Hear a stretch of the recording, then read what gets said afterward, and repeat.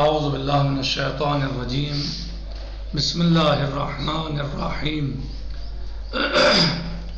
الحمد للہ رب العالمین باعث الانبیاء والمرسلین بارئ الخلائق اجمعین ثم الصلاة والسلام علی افضل آلہ الطاہرین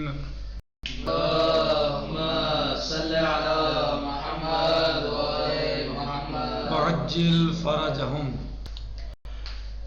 ہماری گفتگو اور درس چل رہا ہے سورہ حجرات المبارکہ کی 16ویں 17ویں اور 18ویں آیت کے ذیل میں، جس میں اللہ عز و جل اس طرح ارشاد فرماتا ہے: اعوذ باللہ من الشیطان الرجیم بسم اللہ الرحمن الرحیم قل اتعلمون اللہ بدینکم واللہ یعلم ما فی السماوات وما فی الارض واللہ بکل شیء علیم یمنون علیک ان اسلموا قل لا تمنوا علی اسلامکم بل اللہ یمن علیکم ان ہداکم للایمان ان کنتم صادقین ان اللہ یعلم غیب السماوات والارض واللہ بصیر بما تعملون۔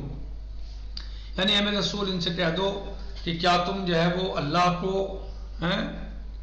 اپنے دین کے بارے میں سمجھانا چاہتے ہو، بتانا چاہتے ہو، اللہ کو آگاہ کرتے ہو اپنے دین کے بارے میں، اور اللہ ہر اس چیز کو جانتا ہے جو زمین اور آسمان کے درمیان پائی جاتی ہے۔ واللہ بکل شیء علیم، اور اللہ ہر چیز کا جاننے والا ہے۔ یمنون علیک ان اسلموا، یہ آپ پر احسان جتلاتے ہیں کہ اسلام لائے۔ قل، ان سے کہہ دیجئے میرے حبیب، لا تمنوا علی اسلامکم، مجھ پر تم اپنے اسلام کا احسان مت جتلاؤ، بل اللہ یمن علیکم، بلکہ اللہ نے تم پر یہ احسان کیا ہے، اور اللہ کا تم پر احسان ہے کیا؟ ان ہداکم، کہ اللہ عز و جل نے تمہیں ہدایت دی ہے، کس چیز کی؟ للایمان، ایمان کی، ان کنتم صادقین، اگر تم اپنے دعوے میں سچے ہو۔ ان اللہ یعلم غیب السماوات والارض واللہ بصیر بما تعملون، بے شک اللہ زمین و آسمان کے غیب کا جاننے والا ہے، اور اللہ ہر اس چیز کو دیکھتا ہے جو تم انجام دیتے ہو۔ بصیر واللہ بصیر بما تعملون۔ ان آیات کے ذیل میں ہماری مستقل گفتگو ہے، اور اس پر ہم مستقل ہمارا درس چل رہا ہے، اور آج انشاءاللہ ہم اس کو اختتام تک پہنچاتے ہیں۔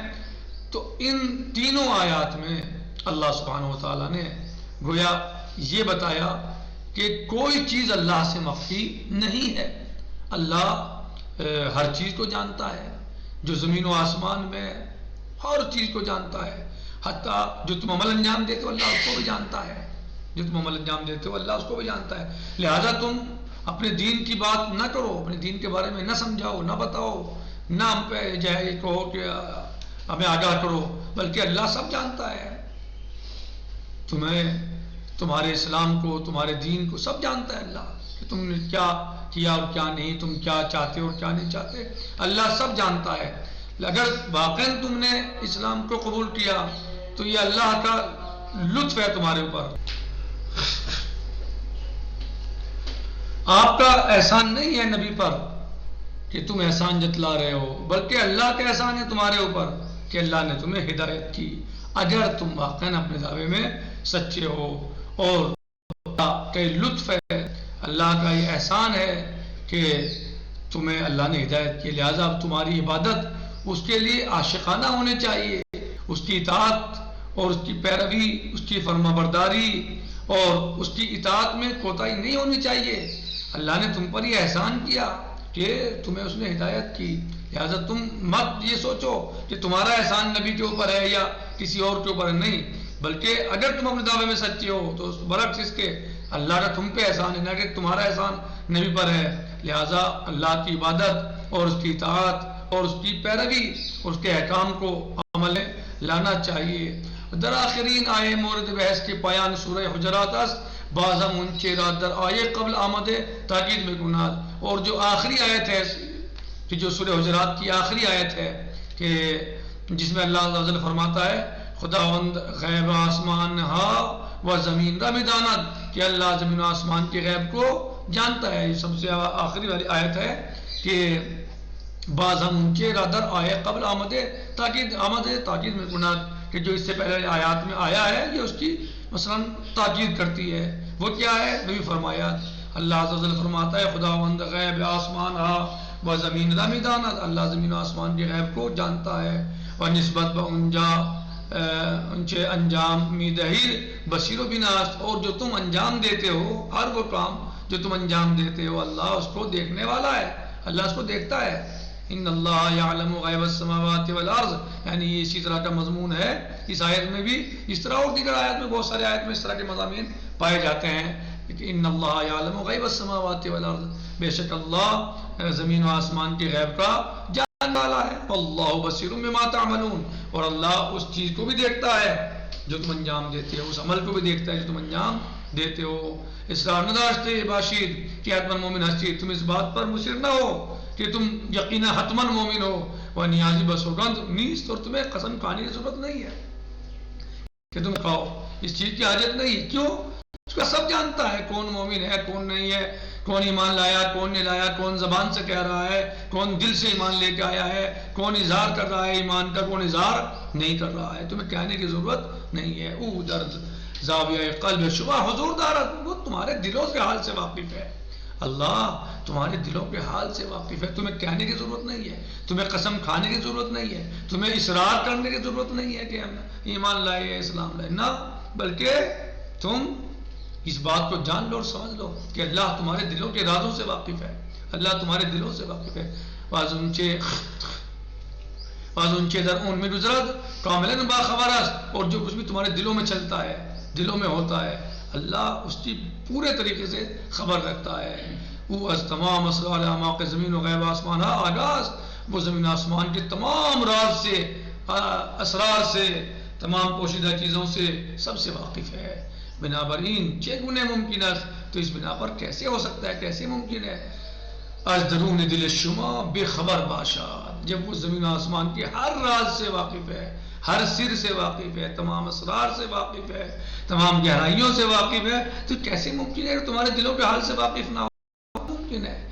تم اس بات پر تاکید نہ کرو, اصرار نہ کرو, زور نہ دو, اظہار نہ کرو کہ تم ایمان لائے یا اسلام لائے. اس سے بلکہ اللہ سب جانتا ہے. خداوند برما منت نہادی و نور ایمان نظر قلب ما تابیدی تو را بنعمت عظیم ہدایت سوگند کہ مارا در این راہ ثابت بدار و در مسیرت کامل حبری کون. پروردگارا تیرا لطف ہے ہمارے اوپر, تیرا احسان ہے کہ تو نے ہمیں نور ایمان سے ہمارے دل کو منور فرمایا ہے. پروردگارا تو نے ہمیں ہدایت فرمائی ہے. پروردگارا تجھ سے دعا کرتے ہیں کہ تو ہمیں اس ایمان پہ باقی رکھ اور مزید ہمیں اپنے تقوی اور پرہیزگاری کرنے کی توفیق عطا فرما اور ہمیں راہ پر چلنے کی توفیق فرما. پروردگارا تو عظامہ کے قلب ما آگاہی. پروردگارا تو ہمارے دلوں کے حال سے واقف ہے, تو ہمارے دلوں کی گہرائیوں سے واقف ہے اور جاننے والا ہے. ہمارے دل کی گہرائیوں کو نیات مارا بخوبی میدانی. پروردگار تو ہماری نیتوں کو بخوب جانتا ہے. عیوب مارا از بند را نت پوشان و با کرامت اصلاح فرما. پروردگارہ ہمارے عیوب کو اپنے بندوں سے محفوظ, ہمیں اپنے عیوب کو اپنے بندوں سے چھپا, ہمارے عیوب کو اپنے بندوں سے چھپا اور ہم پر اپنی کرامات اصلاح فرما. یعنی ہماری اصلاح, پروردگار ہماری اصلاح فرما, ہم پہ کرم فرما کہ ہماری مزید اصلاح ہو. بار الہ بما توفیق و قدرتی مرحمت کن کہ ارزش عظیم اخلاقی کے ترین سورہ پر عظمت بیان فرمودی در وجود خود زندہ کنیم. پروردگارہ ہمیں توفیق دے, طاقت دے, قوت عطا فرما کہ ہم ان تمام اخلاقی چیزوں کو جو تو نے اس سورے میں, اس عظیم سورے میں جن کو بیان فرمایا ہے, کہ ہم ان کو زندہ کر سکیں, ان کو وجود میں لا سکیں, ان پر ہم چل سکیں, ان پر عمل کر سکیں. وہ احترام عمرہ پاسدارین اور ہم ان کے احترام کا پاس رکھیں جو تو نے اس سورے میں ہمیں حکم دیا ہے, ہمیں بتلایا ہے, ہم سے چاہتا ہے.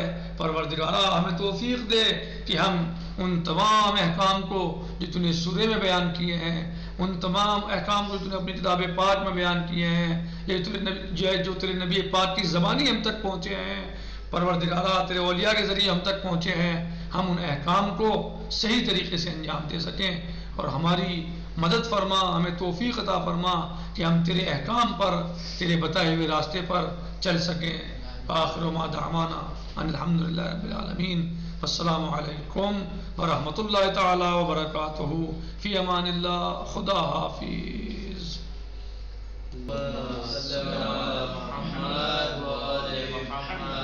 آج ہمارا یہ سورہ اپنے اختتام کو پہنچا. انشاءاللہ اس کے بعد سورہ قدر المبارک انشاءاللہ کی تفسیر جو ہے وہ انشاءاللہ پڑھیں گے. اللہ ہمیں توفیق دے کہ ہم اچھے طریقے پر تفسیر قرآن کریم سمجھ سکیں اور ہم قرآن کریم کے احکام پر عمل کر سکیں. امید کرتا ہوں کہ آپ لوگ یہ تمام دروس سمجھے ہوں گے، اور میں نے بھی قدر ممکن کوشش کی کہ ان تمام باتوں کو آپ تک پہنچایا جائے جو صاحب کتاب یعنی استاد آیت اللہ العظمیٰ شیخ ناصر حسین مکارم شیرازی حفظہ اللہ نے اس تفسیر میں، یا جو ان کے یعنی تحت اس تفسیر کو لکھا گیا ہے، جو اس میں بیان کیے گئے ہیں، وہ قدر ممکن ہم نے کوشش کی کہ اس کو پہنچایا جائے. امید ہے کہ آپ سمجھ گئے ہوں گے. السلام علیکم ورحمۃ اللہ تعالی وبرکاتہ.